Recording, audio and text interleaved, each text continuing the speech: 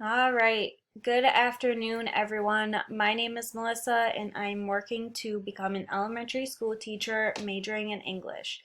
The information that I'll be providing with you today will be exploring the different technology that a teacher can use in order to benefit her classroom and her students. The first source that I want to introduce is called Kahoot. So Kahoot is almost like Quizlet. Quizlet is where you make individual index cards in order to help you study. Kahoot is kind of like that, but it's in a gaming format. So what happens is students need to have access to a laptop, their phone, or an iPad. The teacher sets up a code, sends it out, and the students log into Kahoot using that code. Now, Kahoot is formatted in order to have, boys against girls or dividing against different groups, and it's used to test people. So I think Kahoot can be used to gain prior knowledge of your students to see what they know and what they don't know, and it can be a good source of studying before a test. The second source that I think is important is called screencasting. Screencasting is what I am doing right now, where I am voicing over and showing you a screen at the same time. So this is perfect with creating instructions, examples, and lessons. And I think it's important because students can go back to the video, review it, or they can use the video and go at their own pace.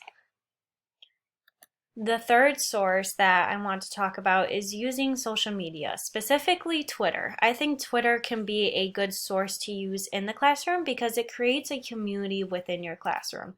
So for Twitter, you can tweet updates, you can share photos, you can comment on the lessons that you learned in class, or students can comment about their homework for that day. If they have questions, they can post it to Twitter. I think Twitter is perfect because students go on their social media a lot.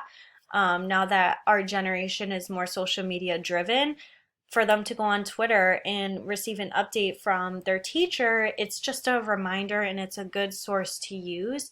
I think parents can also subscribe to the Twitter account, and Twitter can also be a privated account, so not everyone will be able to see it, which I think is also very important when using social media.